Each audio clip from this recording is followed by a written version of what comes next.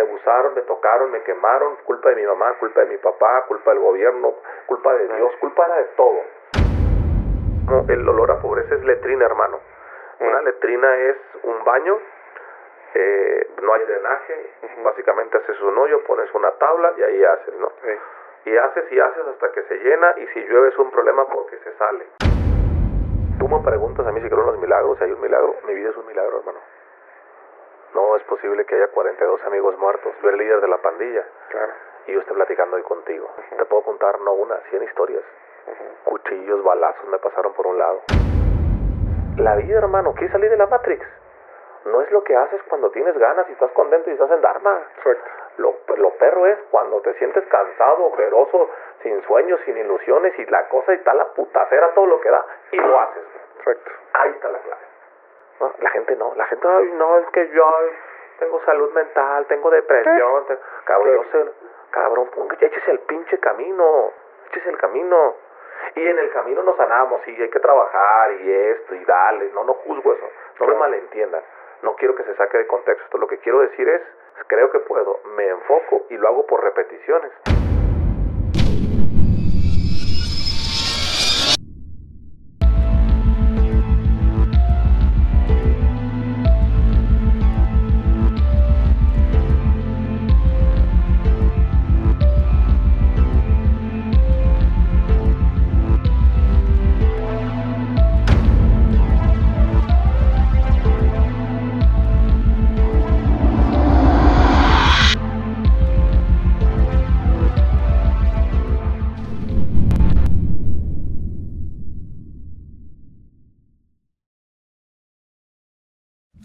Muy buenas tardes, espero que se encuentren súper bien. Mi nombre es Javier Sampaio, ya saben. Y estamos en el nuevo podcast, El Despertar de la Matrix. Y estamos en un lugar bien bonito acá en Guadalajara. En un lugar con una persona bien interesante que ha ayudado a bastantes personas y que sigue creciendo bastante. Y pues bueno, le mandé un mensajito, me mandó un mensajito, nos pusimos de acuerdo y aquí estamos. Pues estamos con mi queridísimo Jorge Cerrato. ¿Cómo estás? Muy buenas tardes. ¿Cómo estás, hermano? Bien. Estoy contento. Gracias por venir, por darte la vuelta aquí a Guadalajara. Muchísimas gracias por abrirme las puertas aquí de tu sinergético estudio, que está muy bonito, te lo agradezco mucho. Sí, nos agarraste en plena construcción. Ahora sí. Nos agarraste a la carrera, que andamos echando el colado, el otro a la planta y todo, pero bienvenido a tu casa. Sí, no, está padrísimo, la verdad, y yo creo que todavía va a crecer bastantísimo más, ¿no? Que Dios sea. Y va a ser así. A ver, mi queridísimo Jorge, yo te conocí hace ya varios años, precisamente en donde muchas personas te conocimos, en la primera entrevista que tú le estabas haciendo a Master Muñoz, cuando estaban caminando por la playa, y que tú te estabas como que animando y que tú le estabas pidiendo tips, ¿no? Que le estabas preguntando que si te aventabas, que si sí, que si no. Eso ya fue hace como unos... ¿Qué serán? ¿5 años? ¿4 años? Ya tiene un buen rato. Yo debo tener como 5 años, según yo. Porque todavía no tenías hacía redes todavía. Todavía no tenías el canal de YouTube. Entonces, de ahí es que ya te conozco. Y cuando vi la plática, la entrevista, ahí te me hiciste muy auténtico. Y yo, cuando te vi, también dije... Este cuate tiene potencial, te lo juro, no es por ahí lambisconearte ni nada de eso, pero sí dije, él tiene muchas ganas de hacer las cosas y por eso es que se le ve como que una pasión dentro, ¿no? Entonces, de ahí es que después empezaste a subir contenido, empecé a verlo y pues ahora has crecido muchísimo. Felicidades por eso. Gracias, hermano. Después conocí a Nayo, a nuestro querido compadre Nayito Escobar, en donde la plática que tuviste con él fue muy reveladora, platicaste bastantes cosas y estuvo, bueno, las experiencias que tú viviste son muy impresionantes para poder llegar en el lugar en el que estás, desde donde vienes. Entonces, hay mucha gente que no conoce esa experiencia. No quiero que la cuentes toda porque me gustaría que fueran también al canal con Nayo para que la vieran, pero ¿de dónde viene Jorge? ¿Qué experiencias son las que viviste para poder llegar al momento en el que estamos aquí? Bueno, sí, efectivamente, hermano, ahí fue cuando conté mi historia por primera vez. Yo creo que esa primera entrevista que tuviste en la playa a Conayo debió haber pasado como 1 año y medio, 2 años, porque yo todavía no hacía redes sociales. Ya estaba yo con la inquietud. tenía como esa duda, esa cosquillita. Cuando me fui a SAD España a estudiar una especialidad en marketing jurídico y desarrollo de negocios, se me quedó muy anclado el concepto de que el dinero está donde está la atención de las personas. Mira, casuísticamente así se llama mi libro, ¿va? Llama la atención. La economía de la atención es el más conocido, le gana el mejor. Y empecé a entender esos conceptos, pero sabes que yo no entendía la diferencia entre marca personal y marca de empresa. Para el momento ya tenía varias empresas, me iba bien, pero yo quería que me fuera mejor como a muchas personas. Entonces tomo la decisión de incursionar en temas de marca personal, pero primero quise aprender y me aventé 2 años y pagué todos los programas habidos y por haber, Tito Galvez, Mauricio Benoist, Vilma Núñez, Margarita Pasos, Muñoz, que estaba muy pegado en esa época. Sí. Todos los programas que te puedas imaginar, los tomé porque yo no entendía. Y yo soy abogado, 3 maestrías, 2 doctorados. A mí me enseñaron en Derecho que no es lo que sabes, es lo que puedes probar. Sí, entonces yo decía, ¿cómo se hace un video, no? Y no se ponían de acuerdo. Entonces empezaba a estudiar.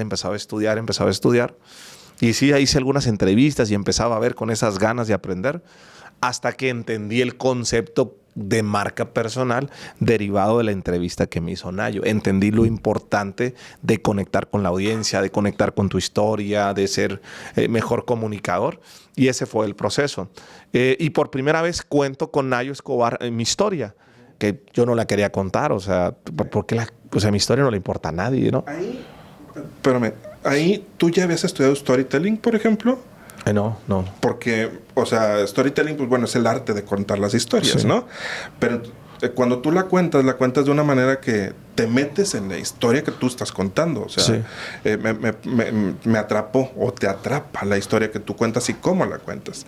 Entonces, yo pensé que a lo mejor habías estudiado algo de eso. No, fíjate que simplemente te salió del corazón. Hasta ese momento no había estudiado nada. La compartí. O sea, yo creo que cuando alguien ha sanado su historia y la comparte de forma genuina y auténtica, no es complicada. Es simplemente, es contar tu historia. Oye, ¿dónde naciste? ¿Qué hiciste? ¿Cómo fue? ¿Quiénes eran tus papás? Entonces lo vas contando, ¿no? Lo único que sí hago es que me gusta meterle pasión a las cosas. Si no lo vas a hacer con pasión, ¿cómo lo haces? Y bueno, yo crecí en un internado, básicamente lo que comparto con Nayo y que hoy lo es muy pública mi historia. Pues yo crezco en un internado. Mi mamá me deja a la edad de 6 años. Mi papá embaraza a mi mamá, se va. Mi mamá tenía 15, 16 años para la época. No terminó la primaria. Le echó ganas 6 años. Me termina dejando en un internado. Y cuando yo llego al internado, pues me pasan muchas cosas. Sufro abuso, violación, lesiones, apagones de cigarro, mucha violencia física, mucha violencia emocional. Me aviento 9 años en el internado. Y historias, las que quieras, te puedo compartir. Imagínate 9 años viviendo en un internado, desde cómo nos despertaban, qué comíamos, qué pasaba. Y bueno, muchas cosas. Del internado me vuelvo pandillero. Me corren del internado después de 9 años y me meto 6 años a las pandillas. 42 amigos muertos de la época de las pandillas. Me pasan un montón de cosas en esa época. Y bueno, luego me meto a la universidad, busco una beca con una serie de condiciones y aquí estoy. O sea, es como el resumen. Es como un resumen. Es súper resumen. Pero, por ejemplo, cuando te corren de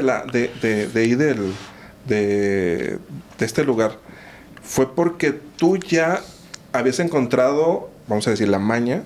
¿O cómo es, con quién te deberías de pegar para tú poder tener una especie de jerarquía o poder o pegarte con alguien para que no te lastimaran a ti, ¿no? Sí. Y comentas en tu historia que ahí es donde ya empiezas a interactuar con las niñas y ahí es donde ya te ven y como que, a ver, vas para afuera, ¿no? Por eso me corren, básicamente. O sea, yo tenía cierto poder en el internado y me iba bien.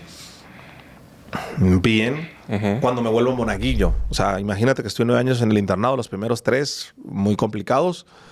Y en los otros seguían siendo complicados, pero era mucho menos porque ya tenía ciertas facultades. Siendo monaguillo, podía entrar y salir del internado. ¿Qué significa esto? Que al poder entrar y salir del internado, hermano, era una ventaja. Me pagaban $2 a la semana. $1 compraba papas, unos refrescos o algo. Cuando el dinero valía más. Y el otro $1 lo ahorraba. Entonces, eso me permitía tener una cierta posición. El sacerdote firmó una dispensa con el DIF y dijo, este muchacho tiene talento, va a ser sacerdote. Entonces, la razón por la que yo me mantuve después de terminar la primaria en el internado, en la secundaria era porque iba a ser sacerdote. Terminaba la secundaria y me iba al seminario. Lo que los sacerdotes nunca calcularon es que me iban a gustar las niñas. Ajá. Y que en una misa, platicando con una muchacha, el padre se dio cuenta, dijo, este muchacho no va a sacerdote, y me corrió. ¿Solamente por platicar? Sí. ¿O es que te vio de ojo alegre de que a lo mejor ya le están gustando las chamacas? No, pues a esa edad son enamoramientos pendejos, hermano. O sea, es normal. Ajá. Es una platicadita, le agarras un dedito así y ya sientes así. Sí, y ya con eso, ya y ya con el sacerdote eso, dijo... Sí. Con eso bastó. Me torció como 2 veces cargándole la mochila también, acompañándola de... O sea, pequeños detalles. Pequeños detalles. Pero no era tonto el padre. O sea, era evidente que me gustaba la niña. Claro. ¿Sí me explico? Sí. Me gustaba esta muchacha. Este chamaco no va a aguantar. O sea, y me va a tronar. Y no hubo otra manera de hacerlo. O sea, qué bueno que lo hizo, ¿no? Sí. Porque ya en tu historia de vida, pues llegaste hasta aquí. Pero no hubo amarrarte de otra manera. ¿Cómo amarrarte? Pues si ya te tenían, porque te estaban llevando en filita pues para que tú fueras sacerdote, ya no había otra manera en donde te pudieran llevar para otra cosa. Organizador de algo. No lo sé, fíjate. Fueron más aspectos. Hay un concepto que es el tema de la vocación, ¿no? O sea, sí. A ver, vamos a ponerte en contexto. El internado tenía 2 requisitos. Para salir del internado, tú tenías que salir del internado cuando cumplías la mayoría de edad. Okay. ¿Estamos? O cuando terminabas la primaria. La gente que era muy vaga no terminaba la primaria. Mala combinación, gente de 17 con muchachos de 3 años. Para abusos, unas cosas muy fuertes. Sí. Okay. Pero ese es el punto al donde quiero llegar. Yo, como tal, pasé a la secundaria. Ya no en el internado. Me fui a una secundaria pública, hermano. Ok. Cuando me voy a esta secundaria pública, ya rompía con el sistema del internado. Te pongo un ejemplo. Claro. La merienda se servía a las 2 de la tarde. ¿Ok? Y yo terminaba en la secundaria. Yo salía a la 1:50. En la secundaria técnica número 19 de Chapultepec de aquella época, ¿no? Entonces yo tenía 5 minutos. Estaba muy pegada con el internado para salir y llegar lo más rápido posible. En el internado todo era disciplina. Sí. Si tú no llegabas a las 2 de la tarde, ya no merendabas. Okay. Yo llegaba a 2:15, 2:20. ¿Por qué? Porque le cargaba la mochila a Teresita de Jesús Reynoso Guzmán. Y andaba yo echando lío. Y trataba de ser un niño normal, pero eso no funcionaba. Claro. Entonces, ¿qué es mejor, hermano? ¿Sacar a una persona del sistema o cambiar a 60 personas del sistema? Claro. No, pues te votaron. Pues a mí me sacaron por eso. O sea, no fue nada más porque me gustara la niña. Era porque ya no estaba yo en el sistema de hecho, dentro del internado. Entonces, eso generaba muchas variaciones. Y por eso es que me decidieron chispar. El padre, ellos no querían que fuera sacerdote. O sea, no era como que vas a ser sacerdote y por eso te apoyamos. No. Yo armé una estrategia estando en el internado, leyendo la Biblia, barbeando a los padres, y les hice creer, los persuadí de algún modo, o ellos se inspiraron en que decían, este muchacho tiene talento. Pues yo leía Mateo, Marcos, Lucas, Juan, oremos a ti, Dios Padre. Me veían con mucho talento. ¿Yo qué hice? Aprendí esa habilidad para subsistir a lo que me pasaba en el internado, llamar la atención de los padres y que me pudieran sacar. Pero yo no recuerdo nunca haber tenido la intención genuina de decir, quiero ser sacerdote, para ser honesto. Claro, ¿fue por necesidad de como sobrevivir o...? Para sobrevivir al contexto, básicamente. Okay. Así fue. En muchas de las ocasiones cuando hay personas que son o muy devotas o cuando son chiquitillos y que los meten en internados o que están en escuelas muy religiosas, después los niños le llegan a tener una especie de aversión a la parte religiosa o a Dios o a Jesús o este aspecto. ¿A ti te llegó a pasar algo similar? Me peleé mucho tiempo con Dios, para ser honesto. Me peleé algunos años con Dios. Cuando salgo del internado después de 9 años, salgo peleado con él, diciéndole, ¿sabes qué, güey? Tú no existes, córtala. O sea, la verdad, imagínate crecer en un internado y durante 9 años pedir que aparezca tu papá para que te columpie en un columpio, que dejen de abusarte, de tocarte, dejar de orinar en la cama, porque te dicen el mión, y pedir con mucha fe porque yo crecí en un internado católico. Me enseñaron el concepto de la fe. Pedir con tanta fe y darte cuenta, hermano, que después de pedir con fe, saber o sentir que Dios no te escuchó. Yo le dije, yo no sé a los demás. Tú a mí no me escuchaste, así que córtala. Era adolescente, hermano, era joven. Claro. Juventud es un defecto que se quita con el tiempo, pero sí me pasó que me peleé con él. ¿Y luego cómo fue que te volviste a reconciliar con él?